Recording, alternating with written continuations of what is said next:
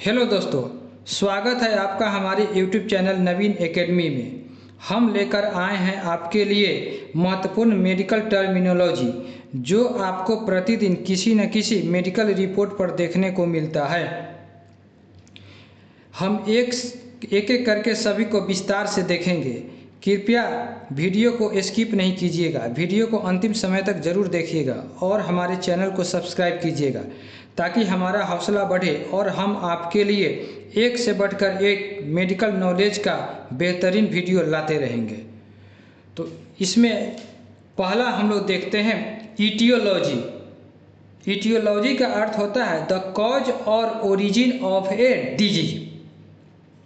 कोई बीमारी हुई है, उसका ओरिजिन कहाँ से, उसकी शुरुआत कहाँ से हुई है और उसके कारण क्या है, तो इसको हम लोग समझते हैं ईटियोलॉजी में, या फिर इसके लिए इस्तेमाल करते हैं ईटियोलॉजी टर्म। अगला आता है पैथोजेनेसिस। पैथोजेनेसिस का मतलब होता है the development and progression of a disease.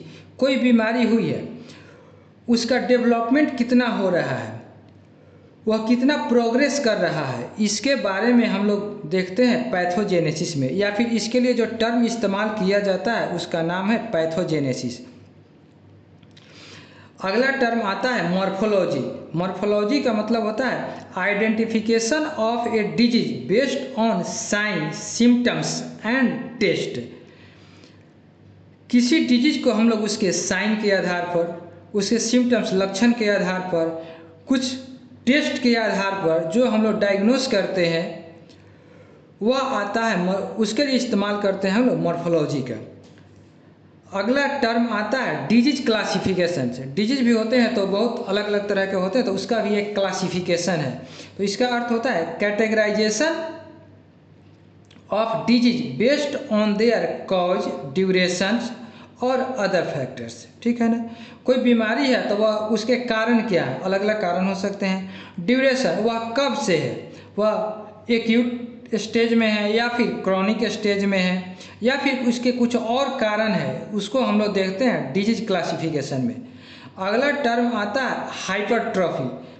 Hypertrophy का मतलब होता है यदि कोई सेल है और उसका साइज इंक्रीज कर गया है तो उसके लिए टर्म इस्तेमाल करते हैं हम लोग हाइपरट्रॉफी। अगला टर्म आता है हाइपरप्लेसिया। हाइपरप्लेसिया का मतलब होता है यदि कोई सेल है और उसकी संख्या बढ़ गई है, मतलब कि इंक्रीज्ड सेल नंबर्स, तो इसके लिए हम लोग इस्तेमाल करते हैं हाइपरप्लेसिया। हाइपर का मतलब ही होता है इंक्रीज या फिर बढ़ा हुआ। अगला टर्म आता है एट्रॉफी। एट्रॉफी का मतलब होता है डिक्रीज सेल साइज और नंबर। यदि किसी सेल की साइज भी घट गया है या फिर उसके संख्या भी घट गए हैं, कम हो गए हैं, तो उसके लिए इस्तेमाल करते हैं हम लोग एट्रॉफी। अगला टर्म आता है इम्यूनोलॉजिकल रिएक्शन। इसमें देखते हैं response of the immune system to foreign substances और पैथोजेंस। यदि किसी बॉडी के अंदर कोई फॉरेन सब्सटेंस या फिर कोई एंटीजन इंटर करता है तो उसके अगेंस्ट में बॉडी क्या करती है, हमारी रिस्पॉन्स करती है, वह एंटीबॉडी बनाना शुरू करती है। ठीक है, तो एंटीजन और एंटीबॉडी के बीच क्या हो जाता है, एक रिएक्शन होता है जिसको हम लोग कहते हैं क्या, इम्यूनोलॉजिकल रिएक्शन। अगला एक टर्म आता है ऑटो इम्यून डिसऑर्डर। इसका मतलब होता है conditions where the immune systems attack the body's own tissue. इस अवस्था में होता है क्या, बॉडी का कोई टिश्यू ही एंटीजन की तरह काम करने लगता है और उसी के अगेंस्ट में बॉडी के अंदर एंटीबॉडी बनना शुरू हो जाती है।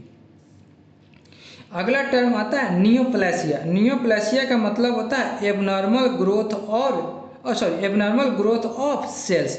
यदि सेल्स का एबनॉर्मल ग्रोथ होने लगे, बहुत बड़ी संख्या में क्या होने लगे, बढ़ने लगे, तो उसके लिए हम लोग टर्म इस्तेमाल करते हैं नियोप्लेसिया। अगला आता है बेनाइन।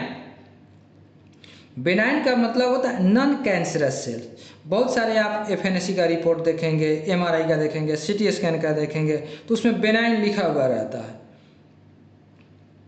तो बेनाइन का मतलब होता है कि सेल्स का तो ग्रोथ हुआ ही है बट वह नॉन कैंसरस है। अगला टर्म आता है मैलिग्नेंट। मैलिग्नेंट का मतलब होता है कैंसरस सेल्स, ठीक है ना। तो जो कैंसर के लिए इस्तेमाल करते हैं मैलिग्नेंट का इस्तेमाल करते हैं। अगला टर्म आता है कार्सिनोमा। कार्सिनोमा का मतलब होता है cancer originating in epithelial cell.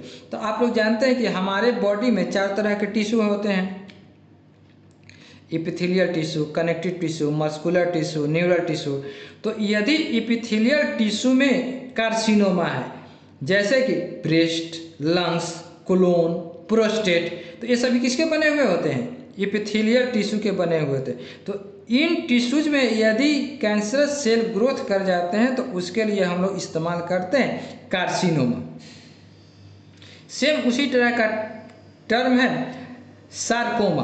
तो इसमें है हम लोग cancer originating in connective tissue. यदि कनेक्टिव टिश्यू में कैंसर ओरिजिनेट कर जाता है या फिर कैंसर हो जाते हैं तो उसके लिए टर्म इस्तेमाल करते हैं हम लोग सार्कोमा।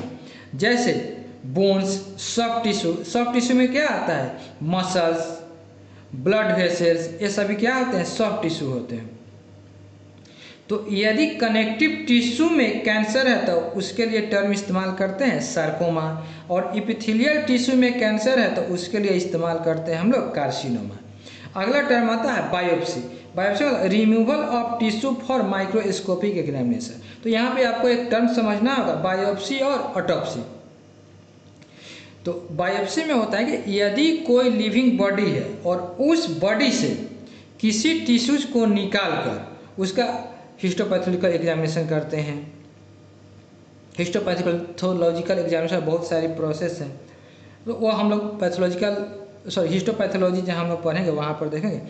यहाँ पे हम लोग सिर्फ टर्म जानना है। तो यदि लिविंग बॉडी से किसी टिश्यू को निकालकर एग्जामिनेशन किया जाता है, जैसे कि यूट्रस, गल ब्लैडर, तो ये सभी एग्जामिनेशन के लिए जाते हैं, लैब में आप लोग देखते भी होंगे। तो वैसे टिश्यू के एग्जामिनेशन के लिए जो टर्म इस्तेमाल किया जाता है उसका नाम है बायोप्सी। अगला होता है ऑटोप्सी। ऑटोप्सी यदि कोई डेड बॉडी है और डेड बॉडी में से किसी टिश्यूज को निकाल कर उसका हम लोग एग्जामिनेशन करते हैं कि इस बॉडी का डेड हुआ है तो कैसे हुआ। यदि कोई टिश्यू में तो कोई डिजीज तो नहीं है, कोई बीमारी तो नहीं है, तो इसके लिए हम लोग इस्तेमाल करते हैं ऑटोप्सी का, ठीक है ना। ये ठीक है ना। यहाँ से हम लोग 1 से लेकर 16 तक सभी टर्मिनोलॉजी को देख लिए हैं। इसी तरह का और सभी बहुत सारे टर्मिनोलॉजी आपके सामने आते रहेंगे। यदि कोई आपको कन्फ्यूजन होगी या फिर कोई नए टर्म आपके सामने आते हैं तो कमेंट बॉक्स में कमेंट कीजिए, उसको हम लोग बताने का कोशिश करेंगे। धन्यवाद।